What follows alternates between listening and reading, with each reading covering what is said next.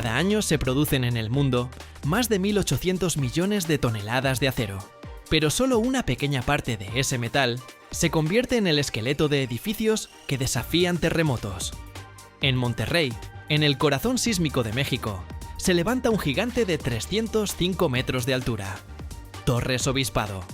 Y su acero no solo soporta el peso de cientos de miles de toneladas, sino también la furia de la naturaleza.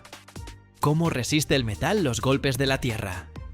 ¿Qué tecnología permite que un rascacielos no se derrumbe? Quédate hasta el final y descubrirás el secreto del acero que el mundo copia, pero no puede igualar.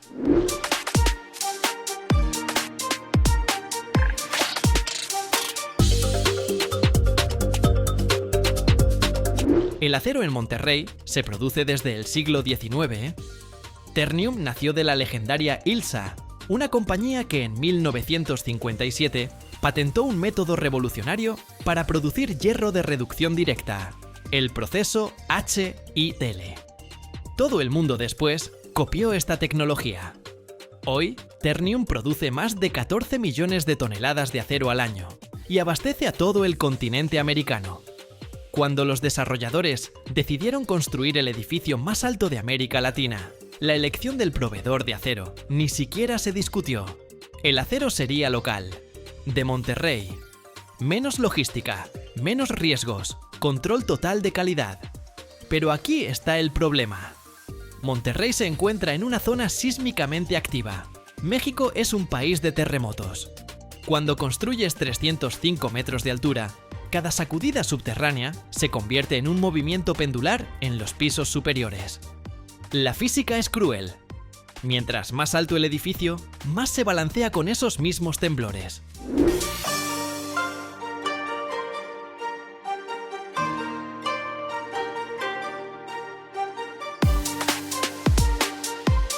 Para la Torre Obispado, los ingenieros desarrollaron un sistema estructural híbrido. Un núcleo de concreto, reforzado en el centro, aporta la rigidez. A su alrededor, un marco perimetral de momento con columnas y vigas de acero. Son dos sistemas que se complementan. Mientras el núcleo mantiene la forma, el armazón externo de acero absorbe y distribuye la energía sísmica por toda la altura del edificio. En los pisos técnicos se instalaron además amortiguadores viscosos, pistones hidráulicos que disipan las oscilaciones del viento y los temblores. Para que todo esto funcione, se necesita acero de una clase especial de resistencia. Y aquí es donde entra Ternium. Entro a la planta y lo primero que siento es el calor. Incluso a 20 metros de los hornos, la temperatura se siente en la piel. Los hornos de arco eléctrico de Ternium funden chatarra metálica y hierro de reducción directa a más de 1500 grados Celsius. No es solo fundición, es química. La adición precisa de manganeso, vanadio, molibdeno en proporciones exactas le da al acero las propiedades necesarias.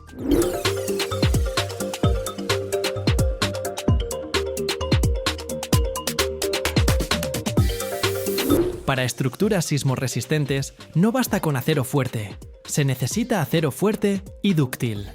La diferencia es crítica. El acero frágil soporta cargas, pero cuando se excede el límite, se rompe de golpe. El acero dúctil, bajo la misma carga, empieza a deformarse, absorbiendo energía y señalando el peligro mucho antes del colapso. Es precisamente esta propiedad la que permite que los edificios sobrevivan a los terremotos sin derrumbarse. Después de la fundición, el metal pasa por colada continua. El acero líquido se convierte en un slab sólido de unos 220 milímetros de espesor. Este slab va directo al laminado en caliente. Observo cómo el metal al rojo vivo atraviesa los rodillos del laminador y con cada pasada se vuelve más delgado, más largo, pero más denso. La estructura cristalina se alinea en la dirección del laminado, creando esa misma fibrosidad que hace que el metal forjado y laminado sea fundamentalmente superior al fundido.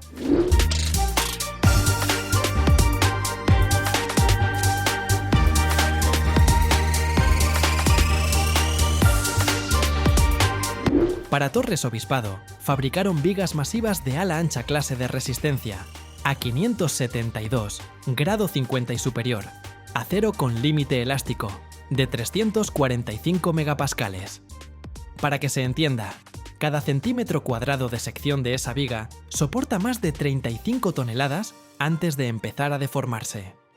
Los elementos más impresionantes de la estructura son las megacolumnas de la base y los pisos inferiores. Estas construcciones cargan toda la presión vertical del edificio, cientos de miles de toneladas. Sus secciones son masivas. Algunas columnas tienen un espesor de pared de más de 50 milímetros. Es un muro de acero monolítico, soldado en un perfil cerrado. Soldar estas secciones es todo un arte. Con un espesor de metal superior a 40 milímetros, la soldadura común genera tensiones térmicas que pueden formar microfisuras. Ternium utilizó procedimientos especiales de soldadura con precalentamiento, control de temperatura entre pasadas y enfriamiento lento.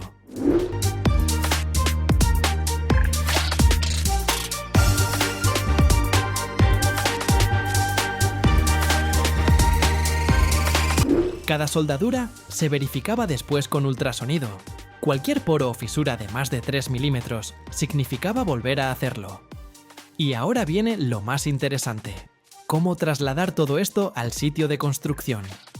Algunas vigas medían entre 12 y 15 metros de largo y pesaban entre 30 y 40 toneladas. Y había que llevarlas atravesando el centro de Monterrey, una ciudad con calles estrechas de construcción colonial. Para el transporte, se usaron plataformas especiales de cama baja con dirección multieje. Estos remolques tienen entre 12 y 24 ruedas, y cada eje gira de forma independiente, lo que permite tomar curvas que un camión normal simplemente no podría hacer. Los traslados se hacían exclusivamente de noche, entre las 2 y las 5 de la mañana. Una escolta policial cerraba las calles. Un ingeniero logístico con tablet caminaba adelante verificando la altura de cada paso a desnivel. Algunas rutas debían cambiarse en el último momento por culpa de árboles, postes de luz o cables de trolebús que se habían olvidado en los cálculos.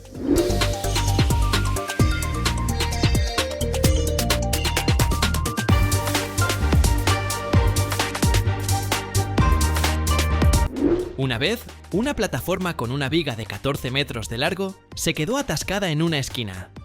La calle resultó ser 3 metros más corta que el radio de giro necesario. La solución tardó 2 horas. Quitaron las barreras de la acera, subieron al bordillo y metro a metro, con ajustes milimétricos en cada eje, pasaron la viga por la esquina. Para las noticias de la mañana se reunieron como 10 canales locales. Para que yo también salga en televisión, suscríbete al canal y deja un comentario. Cuando miras las Torres Obispado desde abajo, ves lo que yo llamaría un bosque de acero. Columnas verticales, vigas horizontales, arriostramientos diagonales. Todo se fusiona en una malla metálica rítmica que se disuelve verticalmente en el cielo. En los pisos inferiores, las columnas son más gruesas. Ahí la carga es máxima. Más arriba se van afinando, las paredes se adelgazan, las secciones se reducen. El edificio parece aligerarse con la altura.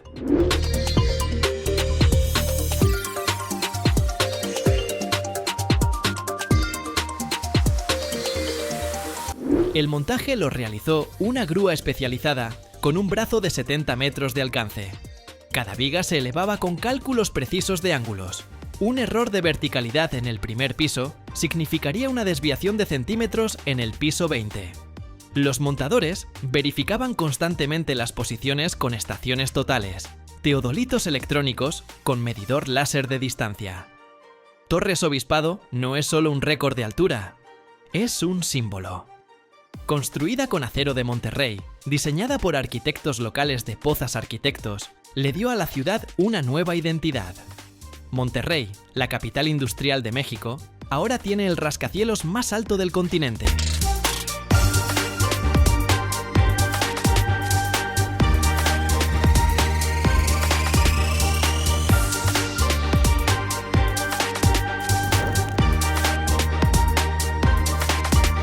Estos pernos trabajan en el infierno, presión salvaje del océano y sal corrosiva. A 1500 metros de profundidad en el Golfo de México, hay plataformas petroleras de 30.000 toneladas. Las sostienen pernos fabricados en Monterrey, el corazón de la metalurgia mexicana.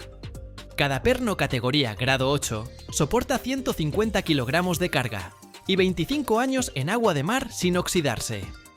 ¿Cómo puede el acero mexicano sostener lo que otros no pueden? Hoy voy a contarles cómo una simple barra de metal se transforma en una pieza de la que dependen vidas humanas y la ecología del océano.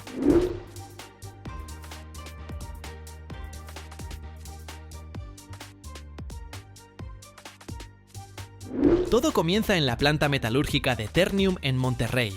Aquí, entre las montañas desérticas del norte de México, en enormes hornos de arco eléctrico, se funde acero a una temperatura de 1006 grados centígrados. No es acero común, es una aleación especial con cromo, molibdeno y níquel, desarrollada específicamente para ambientes marinos. El metal líquido se vierte en moldes, formando lingotes de 2 toneladas cada uno. Pero esto es solo el inicio de un complejo proceso de transformación. Los lingotes pasan por un laminador, donde a una temperatura de 1002 grados se estiran en varillas largas de 80 milímetros de diámetro. Las fibras del metal se alinean a lo largo de la varilla, creando una estructura direccional que hace el acero más resistente en sentido longitudinal. Estas varillas llegan a plantas especializadas de producción de metales en Nuevo León.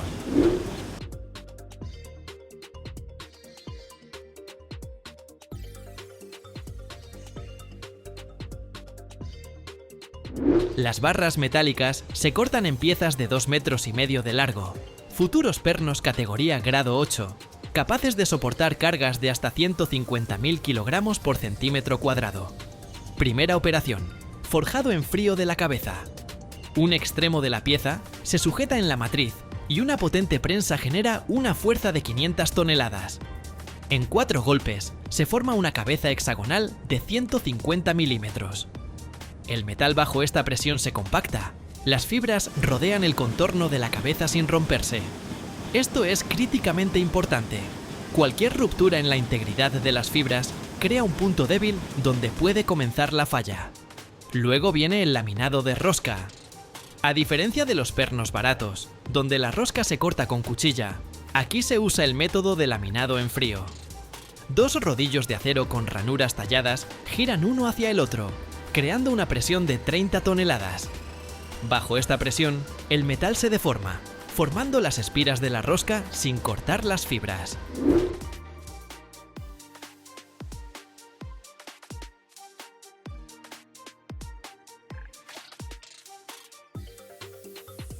Ahora llega la etapa más dramática, el tratamiento térmico. Los pernos se cargan en un horno donde la temperatura sube hasta 900 grados Celsius. A esta temperatura, el acero sufre transformaciones de fase, cambia su estructura cristalina, los átomos de hierro se reorganizan en una nueva configuración llamada austenita.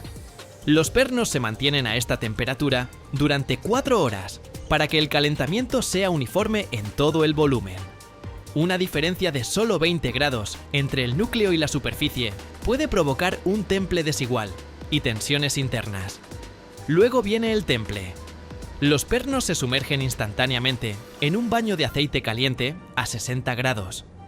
Este cambio brusco de temperatura, de 900 a 60 grados en 10 segundos, fija la estructura cristalina en un estado superresistente llamado martensita. El acero queda casi tan duro como el diamante, pero frágil.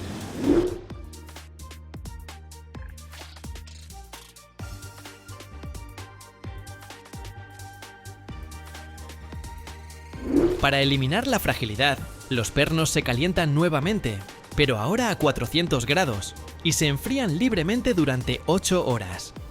Este proceso se llama revenido. Conserva la dureza, pero añade tenacidad. La capacidad de deformarse sin romperse. La estructura final es un equilibrio perfecto entre dureza y plasticidad. Pero lo más difícil está por delante. Pero primero presiona el botón de suscripción. Protección contra la corrosión. El Golfo de México es uno de los ambientes más agresivos del planeta. Agua salada, oscilaciones de temperatura de -10 a +40 grados, humedad constante, bacterias que aceleran la corrosión. El acero común aquí se oxida completamente en 3 años.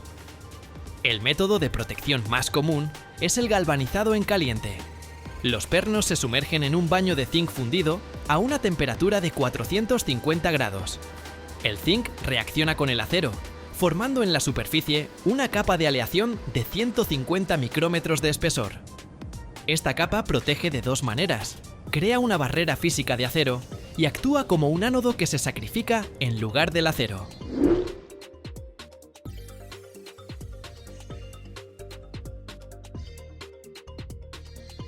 Pero para las uniones más críticas se usa una tecnología aún más avanzada: el recubrimiento Silan. Es un recubrimiento compuesto a base de teflón con partículas cerámicas e inhibidores de corrosión. Primero se hace un chorreado de arena sobre los pernos, creando una superficie rugosa. Luego se aplican 2 capas de Silan con un grosor total de 50 micrómetros y se hornean a 250 grados. El resultado es fenomenal. El recubrimiento resiste contacto directo con agua de mar durante 25 años sin señales de corrosión. Cada perno pesa 32 kilos y cuesta 800 euros. El costo total de los pernos para una sola plataforma: 2.002.000 euros. Pero eso es menos del 1% del valor de la plataforma misma. Sin embargo, de estos pernos depende todo. Cuando un huracán categoría 5 golpea la plataforma con vientos de 200 km por hora, generando olas de 20 metros de altura, son los pernos los que mantienen la estructura entera.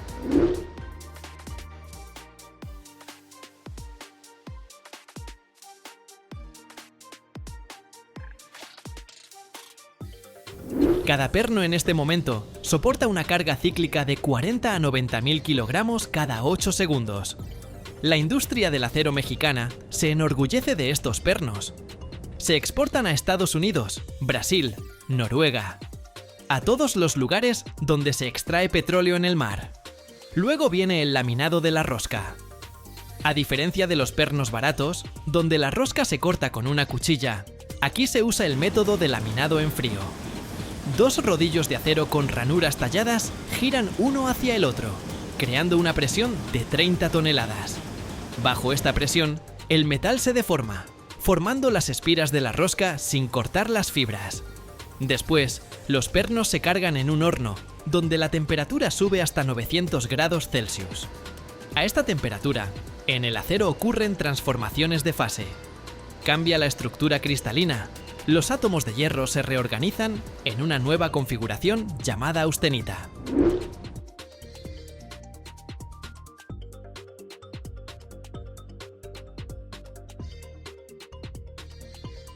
Los pernos se mantienen a esta temperatura durante 4 horas para lograr un calentamiento uniforme en todo su volumen. Una diferencia de 20 grados entre el núcleo y la superficie puede provocar un temple irregular y tensiones internas. Luego viene el temple. Los pernos se sumergen instantáneamente en un baño de aceite caliente a 60 grados. Este cambio brusco de temperatura, de 900 a 60 grados en 10 segundos, fija la estructura cristalina en un estado súper duro llamado martensita. El acero se vuelve casi tan duro como el diamante, pero frágil. Para eliminar la fragilidad, los pernos se calientan nuevamente, esta vez a 400 grados, y se dejan enfriar libremente durante 8 horas. Este proceso se llama revenido. Mantiene la dureza pero añade tenacidad, la capacidad de deformarse sin romperse. La estructura final es el equilibrio perfecto entre dureza y elasticidad.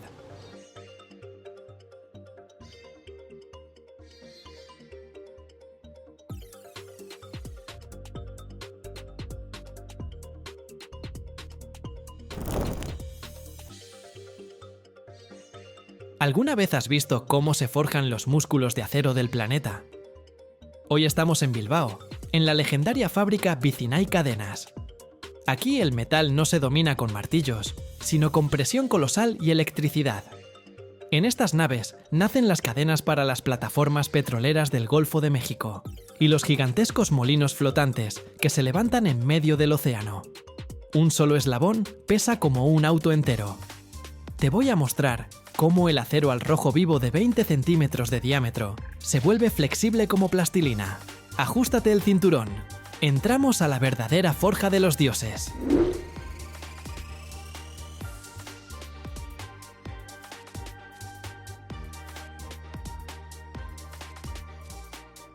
Una barra de acero parece más el tronco de un árbol centenario que una varilla común.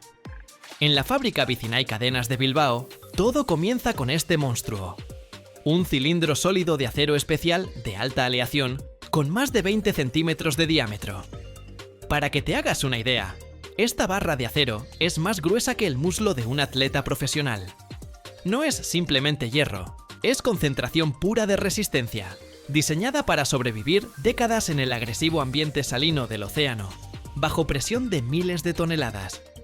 El proceso de transformar este gigante frío e inflexible en un eslabón de cadena comienza con un choque térmico. La barra entra en un horno de inducción, y aquí la física hace lo suyo. No es una hoguera normal ni una cámara de gas. Aquí funcionan campos magnéticos de potencia increíble. La corriente eléctrica atraviesa el metal, acelerando sus átomos hasta un estado de verdadera locura. Literalmente, en cuestión de minutos, el acero gris y frío empieza a transformarse ante tus ojos.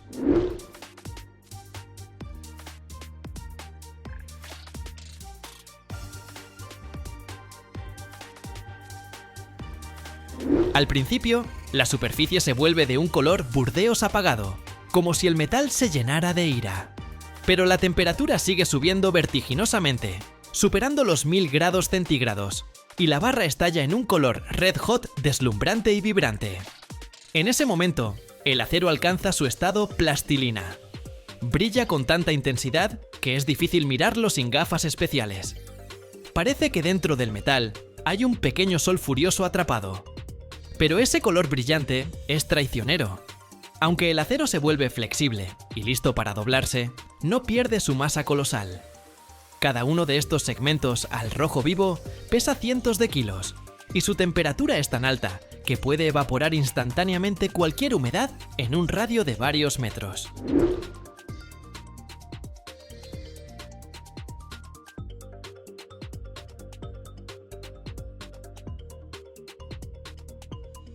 El aire alrededor tiembla por el calor, creando un efecto de espejismo como en el desierto. Este es el momento de máxima tensión. El gigante de acero ya perdió su dureza, pero aún no adquirió su forma final, quedando suspendido en espera de lo principal. La intervención de los manipuladores hidráulicos gigantes que obligarán a esta masa al rojo vivo a obedecer la voluntad de los ingenieros. Cuando este tronco de acero calentado al blanco sale del horno, instintivamente doy un paso atrás.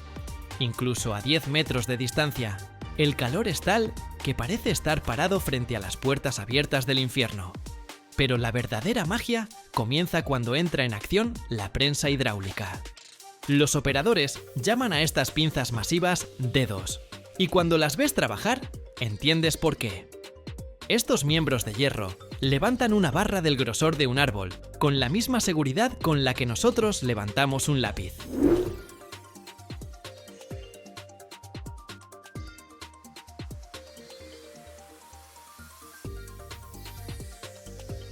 En este momento, mi cerebro se niega a creer lo que ven mis ojos. Lo que sucede a continuación va contra toda mi experiencia de vida. El acero que hace un minuto era más duro que una roca, bajo la presión hidráulica empieza a doblarse como si no fuera una aleación ultra resistente, sino un trozo de plastilina suave o cera caliente. Veo cómo los enormes mecanismos agarran la barra y con un movimiento fluido, casi elegante, la enrollan formando un lazo perfecto alrededor del núcleo de acero. Esto no es solo fuerza bruta, es verdadero trabajo de joyería a escala de gigantes. Cada grado de curvatura, cada milímetro de expansión del metal está calculado por la computadora en tiempo real. Una sola tensión microscópica de más, y dentro del acero aparecerán microfisuras que después, en medio de una tormenta en el Atlántico, podrían costarle la vida a alguien.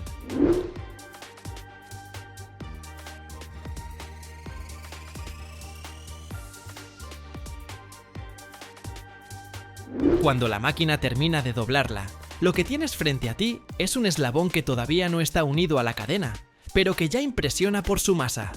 Pesa como un auto mediano, pero ocupa 10 veces menos espacio. Una concentración de peso increíble en una sola pieza. Mientras todavía brilla al rojo vivo, siento esa responsabilidad colosal metida en el metal. Esto no es solo una pieza, es el futuro elemento de un sistema de anclaje que va a sostener una plataforma petrolera en el Golfo de México. Tiene que estar ahí 30 años, resistiendo el golpe de las olas del océano y la presión de millones de toneladas de agua, sin derecho al más mínimo error. Ver nacer a un titán así es una experiencia que te hace sentir la verdadera escala de lo que somos capaces de hacer como humanidad. Luego, los extremos del eslabón doblado se van acercando. Entre ellos, empieza a pasar una corriente de una fuerza brutal. El aire se ioniza y arranca el proceso de soldadura por destello.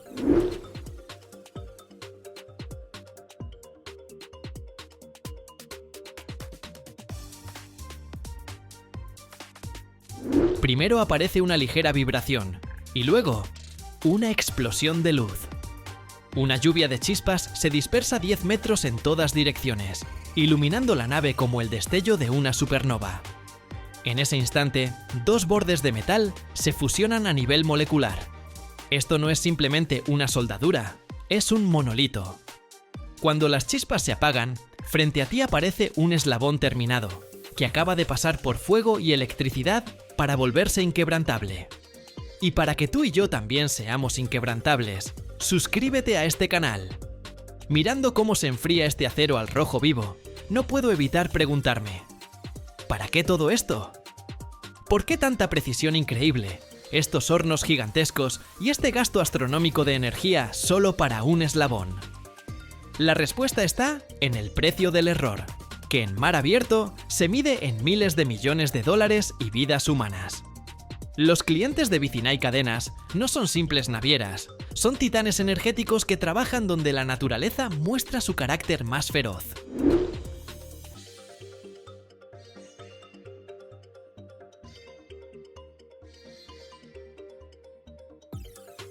Cuando la siguiente cadena, templada en Bilbao, se carga en el barco, comienza un largo viaje a través del Atlántico, rumbo directo al Golfo de México. Allí, en medio del agua infinita, se alzan plataformas petroleras, cada una con un valor superior al de una ciudad pequeña. Y lo único que impide que ese gigante se convierta en un pedazo de chatarra a la deriva durante un huracán categoría 5 es precisamente ese acero español. Intento imaginar ese momento. El cielo se vuelve negro, las olas se levantan a la altura de un edificio de 10 pisos y el viento intenta arrancar la plataforma de la superficie del océano. En ese instante, en algún lugar profundo bajo el agua, esas cadenas se tensan como cuerdas de guitarra. Aguantan el golpe. Cada eslabón soporta el peso del mundo entero. Y si tan solo uno se agrieta, comienza una catástrofe ecológica y financiera de proporciones bíblicas. Pero lo que más me impactó fue cómo estos monstruos de acero se convierten en parte del futuro verde.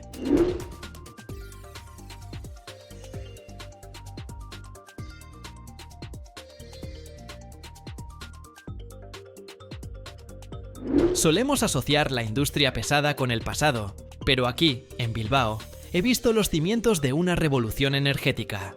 La nueva generación de parques eólicos flotantes son verdaderas maravillas de la ingeniería. Turbinas gigantes, altas como rascacielos, que no están ancladas al fondo marino, flotan en mar abierto, donde el viento es más fuerte. Se balancean sobre las olas como enormes boyas, pero se mantienen en su lugar con una precisión milimétrica. Y las sostienen estos anillos de acero, forjados aquí, en la fragua de los dioses.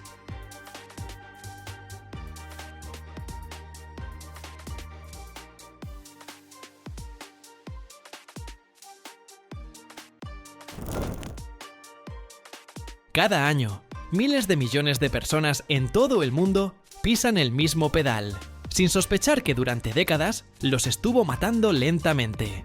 Lo que debía salvar vidas llenaba el aire de veneno sin que nadie lo notara. ¿Por qué un material considerado perfecto desapareció casi de la noche a la mañana? ¿Y qué vino a reemplazarlo? Hay un detalle que nunca aparece en los anuncios de pastillas de freno, pero es justo ese detalle el que decide si tu auto se detiene o no en el momento crítico. Hoy, estas pastillas resisten un infierno, no humean y apenas dejan rastro. Pero el camino hasta aquí fue mortalmente peligroso. Quédate hasta el final y descubrirás qué componente oculto costó millones de vidas y por qué las fábricas modernas protegen sus fórmulas como si fueran secreto de Estado.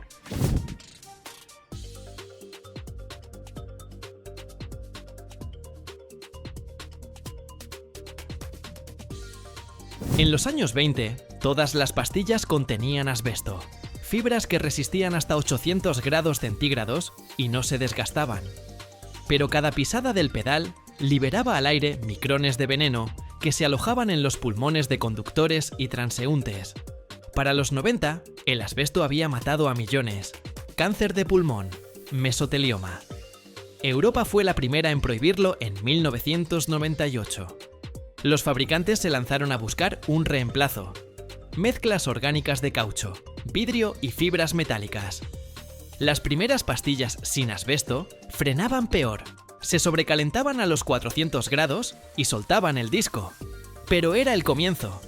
Hoy, lo mejor son los compuestos cerámicos. Base: cerámica de nitruro de silicio y carburo de silicio, mezclada con fibras de cobre para disipar el calor.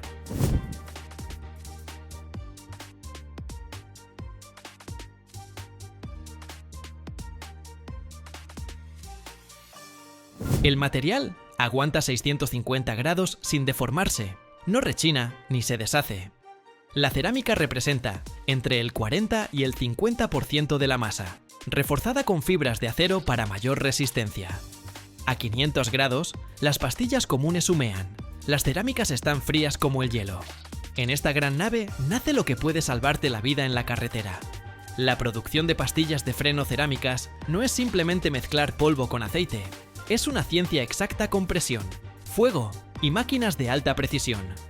Cada pastilla de 200 gramos debe soportar 600 grados infernales, sin desintegrarse ni soltar el disco. Vamos a desglosar el proceso paso a paso, desde la materia prima hasta el kit terminado. Todo empieza en los silos de polvos. El ingrediente principal es la cerámica, nitruro de silicio, carburo de silicio, un polvo blanco duro como el diamante.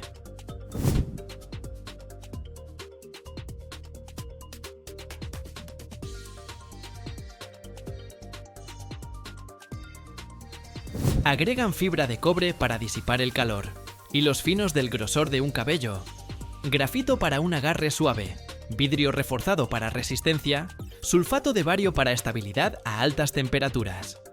Cada receta es un secreto de la fábrica, como la fórmula de Coca-Cola. En mezcladoras gigantes de 2000 litros, vierten los polvos en proporciones exactas. Añaden lubricante líquido a base de cera, 5 o 7% del peso total. La mezcladora gira durante 30 minutos a 50 revoluciones por minuto, transformando el polvo seco en una masa húmeda uniforme, como si fuera masa de pan. Mantienen la temperatura a 40 grados para que el lubricante no se solidifique. El resultado, una masa cruda de 500 kilos, lista para moldearse. La masa pasa a la prensa rotativa, una máquina con 20 toneladas de fuerza.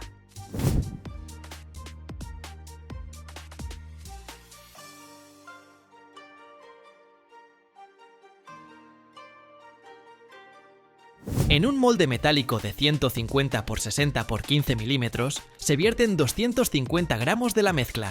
La placa superior baja con una presión de 2000 kilogramos por centímetro cuadrado. Es como poner un tanque sobre tu mano.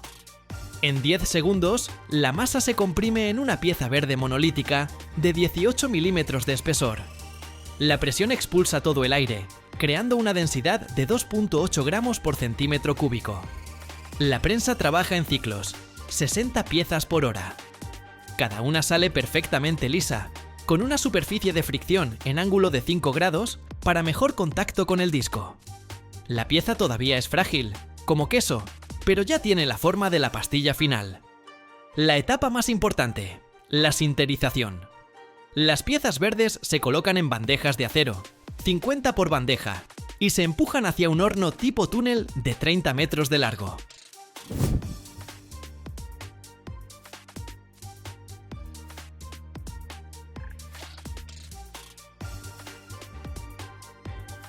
La temperatura sube gradualmente. En el pico de calentamiento, después de 4 horas, la cerámica se funde, las fibras de cobre se sueldan, el grafito se cristaliza. El sinterizado total dura 12 horas. Las pastillas terminadas, monolitos gris plateado, van a control. El escáner láser verifica las dimensiones con precisión de 1/100ª de milímetro. El ultrasonido chequea densidad y grietas. Se rechaza el 2%. Después viene el pulido. La máquina retira medio milímetro de la superficie de fricción para una geometría perfecta. Los bordes se redondean con radio para evitar chirridos. Se aplica el recubrimiento protector, una capa fina de disulfuro de molibdeno para ese primer frenado suave. Se marcan con láser. Se arma el juego. 4 pastillas más resortes más placa.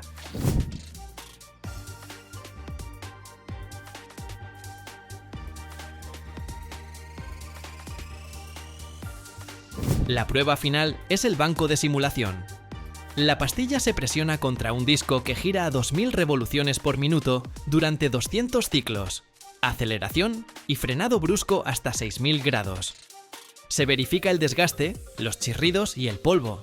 Las cerámicas pasan sin humo, las metálicas chirrían. Una pastilla terminada se desgasta después de 50.000 kilómetros, y esto es desgaste normal. Con conducción agresiva, se desgasta en 30.000 kilómetros. El mercado estadounidense opera con 131 empresas, cuyo número ha disminuido un 0,6% en los últimos años, debido a la automatización. La producción está vinculada a la industria automotriz. El aumento en las ventas de automóviles estimula la demanda, especialmente para el reemplazo de pastillas en camiones y vehículos de pasajeros. Tendencias clave: transición hacia materiales ecológicos sin cobre.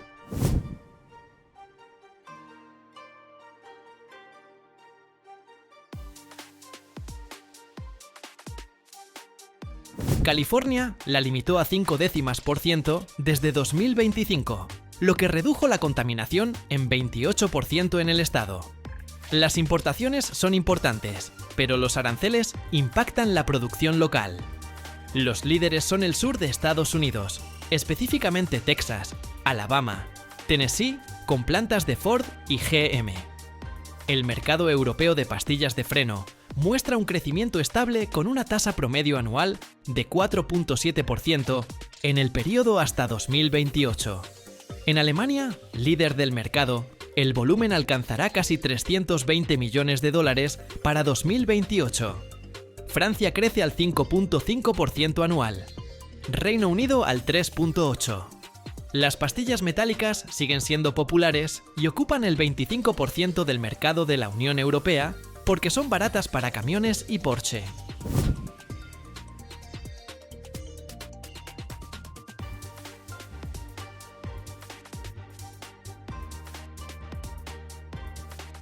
Pero su polvo es un problema. El acero y el cobre se quedan en las carreteras, entran al agua y a los pulmones.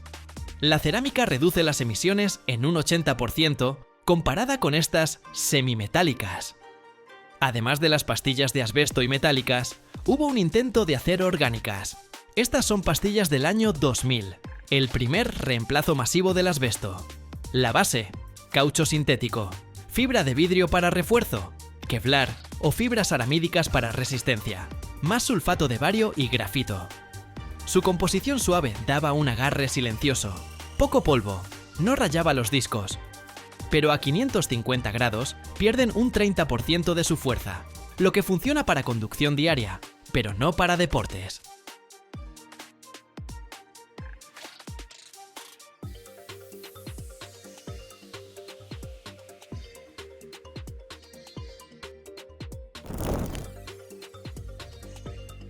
Cada año, en el mundo, millones de personas inyectan en sus casas un líquido que en cuestión de segundos se convierte en un escudo sólido hecho de aire.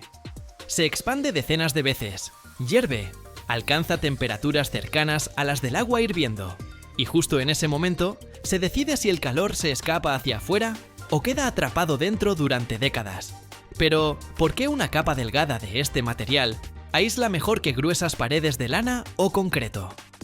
¿Cómo es que este aire de plástico hace que los refrigeradores sean más rígidos, los techos más cálidos y las facturas de energía bajen en porcentajes notables. Aquí hay un truco químico oculto en el que casi nadie piensa. Quédate hasta el final del video y descubrirás qué sucede realmente dentro de la espuma en los primeros segundos de su nacimiento.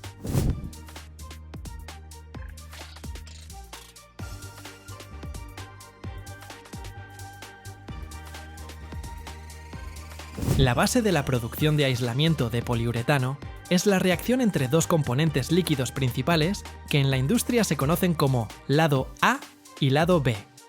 El lado A generalmente consiste en isocianato, mientras que el lado B es una mezcla de polioles, catalizadores, aditivos ignífugos y agentes espumantes. Cuando estos dos líquidos se encuentran en la cámara de mezclado de una pistola pulverizadora o dentro de un molde de producción, comienza una violenta reacción exotérmica que libera una gran cantidad de calor. La temperatura durante la reacción puede subir rápidamente hasta 65 o incluso 93 grados Celsius. Bajo el efecto de este calor, el agente espumante que forma parte de la mezcla comienza a evaporarse instantáneamente, creando miles de millones de burbujas microscópicas. Estas burbujas hacen que la mezcla líquida crezca como una masa de levadura, pero a una velocidad mucho mayor.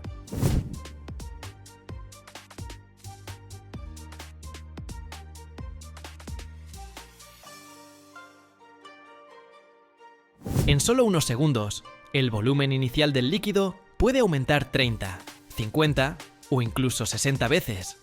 El resultado es una estructura donde solo del 2 al 5% del volumen lo ocupa un esqueleto de polímero sólido, mientras que el resto, 95 o 98%, es gas atrapado dentro de celdas cerradas. Es precisamente esta estructura de celdas cerradas lo que hace que el poliuretano en espuma sea tan efectivo. En los aislantes tradicionales, como la lana mineral, el aire puede circular libremente entre las fibras, lo que reduce sus propiedades aislantes. En el poliuretano, cada burbuja es una cápsula hermética. El gas dentro de estas cápsulas conduce el calor mucho peor que el aire común. En el sistema de medición estadounidense, la eficiencia del aislamiento se evalúa mediante el valor R por pulgada de espesor. El poliuretano en espuma de celda cerrada tiene uno de los valores más altos, de R6 a R7 por pulgada, mientras que la fibra de vidrio ofrece apenas unos R3,5.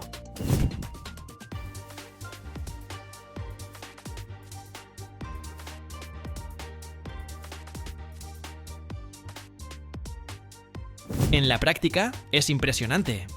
Durante el aislamiento de una vivienda, el operador usa equipos especiales de alta presión que envían los componentes por mangueras climatizadas hasta la pistola rociadora. La presión en el sistema puede alcanzar entre 453 y 700 libras por pulgada cuadrada.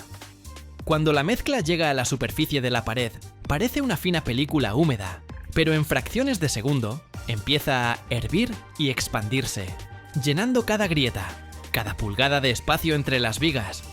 Como la espuma tiene una adhesión excelente, se pega a la madera, metal o concreto prácticamente como pegamento, creando no solo una barrera térmica, sino también un sello hermético contra el aire. Además de la construcción, esta tecnología es crítica para la fabricación de refrigeradores. Si miras la pared de un refrigerador doméstico moderno, su grosor es de solo unas 2 pulgadas.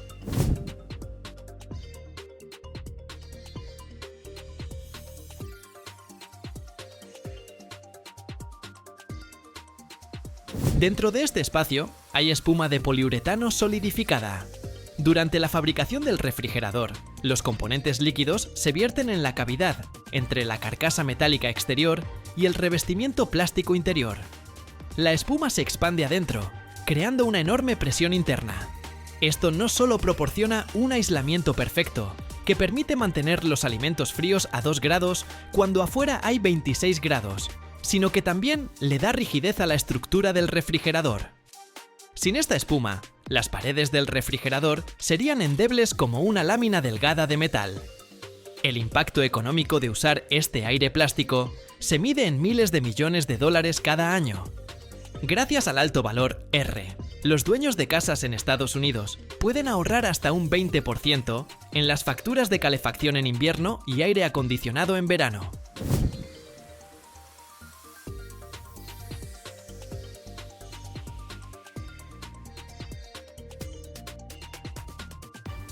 A nivel nacional, esto significa reducir la demanda de electricidad en millones de megavatios hora. Por ejemplo, una pulgada de aislamiento de poliuretano en el techo de un gran almacén de 4 kilómetros cuadrados puede pagarse sola, en solo 2 o 3 temporadas, gracias al ahorro en combustible. Otra característica importante del material es su densidad. Para el aislamiento común de paredes, se usa espuma con una densidad de alrededor de 1 kilogramo por 40 centímetros. Es lo suficientemente firme para soportar presión ligera, pero sigue siendo liviana. Sin embargo, también existen espumas especiales de alta resistencia con mayor densidad, que se usan para aislar cimientos o techos transitables.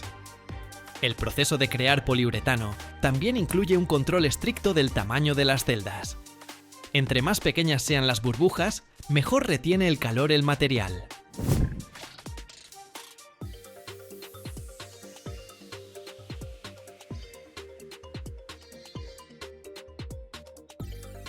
Los catalizadores modernos permiten crear miles de millones de celdas de apenas unas centésimas de pulgada. Esto logra una uniformidad del material casi perfecta. Cuando la espuma se endurece, se convierte en un plástico inerte que no se pudre, no atrae roedores y puede durar tanto como el edificio mismo, es decir, más de 50 años sin perder sus propiedades. Así, la tecnología que transforma químicos líquidos en espuma sólida es una de las herramientas más eficientes de nuestro tiempo. Usando una cantidad mínima de sustancia y un máximo de aire, la humanidad ha aprendido a crear escudos invisibles que retienen el calor dentro de nuestros hogares, mantienen los alimentos frescos en las tiendas y ayudan a enormes buques tanque a transportar gas natural licuado a temperaturas extremadamente bajas de menos 126 grados. Es ingeniería práctica, enfocada en la supervivencia y el confort en un mundo donde la energía se vuelve cada vez más costosa.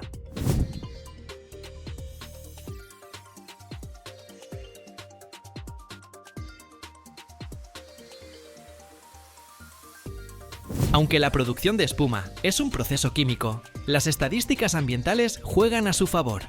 La energía que se consume en la producción del aislamiento de poliuretano para una casa normalmente se recupera gracias al ahorro de combustible y electricidad en apenas 8 o 12 meses de uso. Durante todo el ciclo de vida de la casa, el uso de espuma evita la emisión a la atmósfera de una cantidad de dióxido de carbono 100 veces mayor que las emisiones generadas durante la producción de la espuma misma.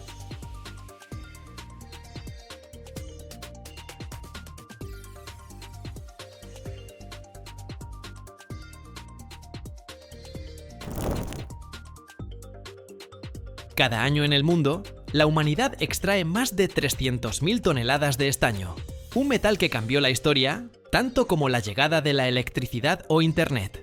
Imagina esto, apenas unos gramos de este metal dentro de tu teléfono mantienen unidos miles de contactos microscópicos. Y ahora imagina que sin el estaño, la edad de bronce nunca habría existido. Pero hay un secreto que la industria oculta cuidadosamente. Mira hasta el final y descubrirás un dato sobre el estaño que cambiará por completo tu visión de la electrónica moderna.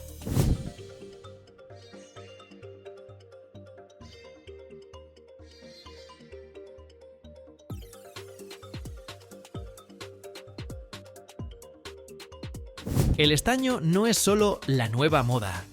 Es un metal con una historia profundísima que abarca miles de años. Su descubrimiento fue una verdadera revolución que cambió para siempre el rumbo de la civilización humana, dando inicio a la llamada Edad de Bronce. Imagínense esto: los antiguos maestros aprendieron a extraer cobre y hacer herramientas con él.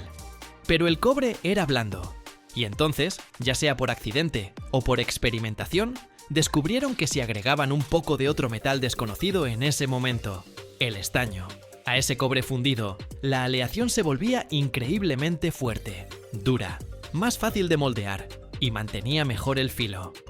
Ese metal era el estaño. la aleación de cobre con estaño recibió el nombre de bronce. Espadas de bronce, escudos, herramientas, adornos, todo esto de repente estuvo disponible, dándole a las civilizaciones antiguas una enorme ventaja. Fue un verdadero salto tecnológico que transformó las guerras, la agricultura y el arte.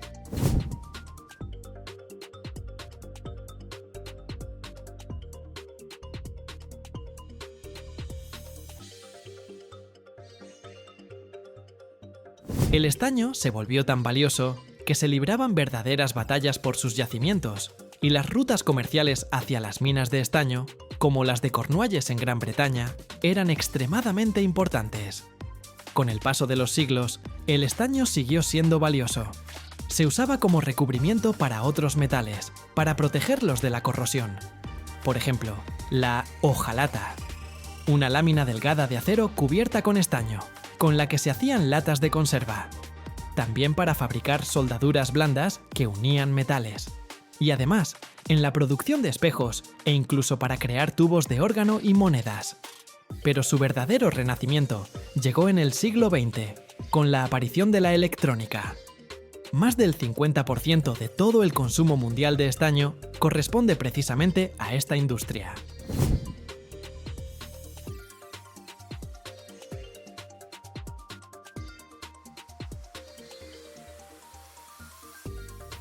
Soldadura. Ese es su papel principal. Tu computadora, tu smartphone, tu televisor. Adentro tienen miles de componentes eléctricos conectados entre sí. Esas conexiones se hacen con soldadura, que generalmente es una aleación de estaño con otros metales. Por ejemplo, con plomo en el pasado, pero ahora principalmente con cobre, plata o níquel. El estaño es perfecto para soldadura porque tiene un punto de fusión relativamente bajo, lo que permite fundirlo fácilmente y formar conexiones sin dañar los componentes electrónicos sensibles. Además, el estaño moja los metales, es decir, se esparce fácilmente por la superficie, creando una conexión eléctrica y mecánica sólida. También tiene buena conductividad eléctrica y es resistente a la corrosión.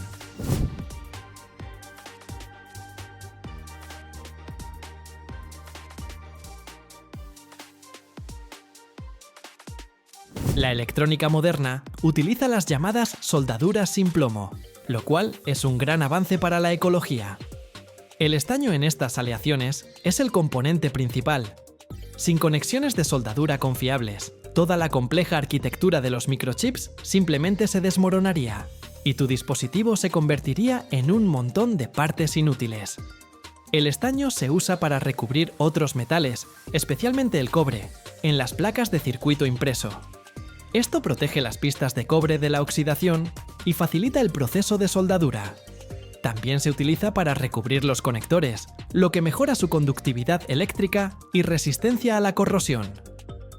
El estaño no es un elemento muy abundante en la corteza terrestre. Su mineral principal es la casiterita, es decir, óxido de estaño. Es un mineral bastante denso que a menudo se encuentra en depósitos aluviales, lo que significa que puede extraerse de sedimentos fluviales o antiguas costas marinas.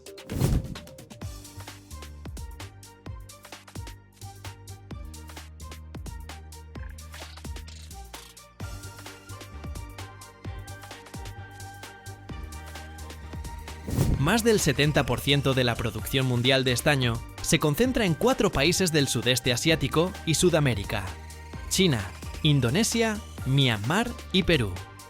Esto hace que el mercado del estaño sea bastante sensible a los acontecimientos políticos y económicos en estas regiones. La extracción de estaño comienza con la etapa de exploración. Los geólogos, equipados con tecnologías modernas, realizan estudios, perforaciones y análisis de muestras de suelo y rocas para encontrar lugares donde la concentración de casiterita sea lo suficientemente alta como para que la extracción sea económicamente viable. Una vez identificado el yacimiento, comienza su explotación, que puede seguir 2 caminos principales, dependiendo del tipo de yacimiento. El primer y más común método de extracción de estaño es a partir de depósitos aluviales. Imaginen esto: durante millones de años, La casiterita, arrastrada de las rocas madre por el agua y la erosión, se fue acumulando en lechos de ríos, fondos de lagos o en antiguas costas marinas.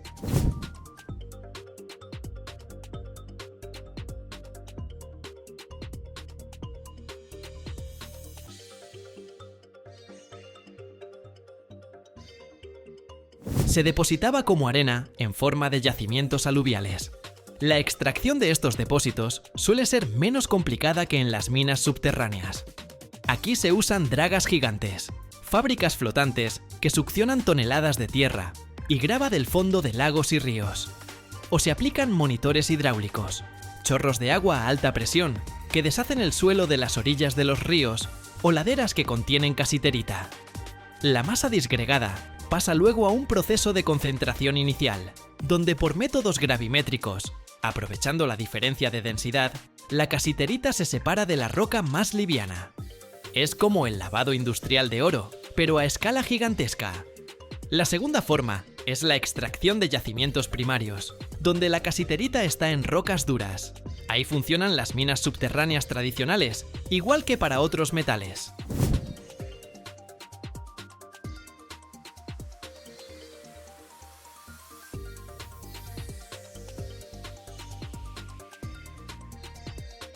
Los mineros perforan túneles y agujeros en la roca, usan explosivos para romper la veta de mineral, y luego las cargadoras recogen el mineral y lo transportan a la superficie. Este es un tipo de extracción más costosa y compleja, que requiere equipos potentes y el cumplimiento de estrictos protocolos de seguridad. Después de la extracción, el mineral, sin importar su origen, llega a la planta de procesamiento. Aquí primero se tritura y se muele hasta convertirlo en un polvo muy fino en molinos, para liberar los cristales de casiterita de la roca circundante. Luego se aplican diferentes métodos de concentración. El primer método es la separación por gravedad. Como la casiterita es un mineral bastante denso, se separa de los minerales más ligeros con ayuda de agua. Esto puede hacerse en máquinas de jigging, mesas de concentración o separadores en espiral.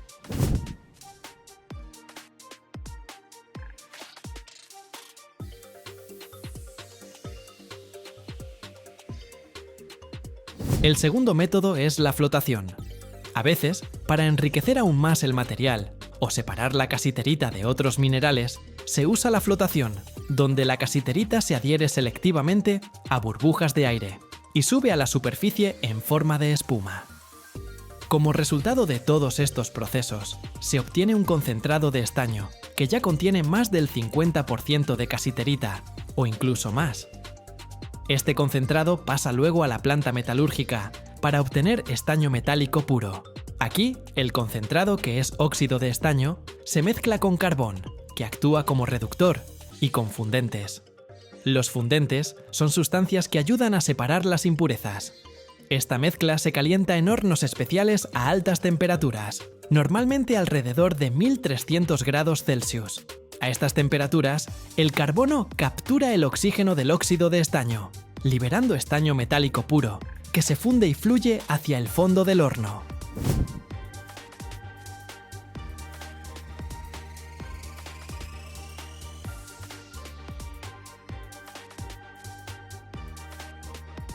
El estaño fundido en bruto, que se obtiene todavía, contiene impurezas de otros metales.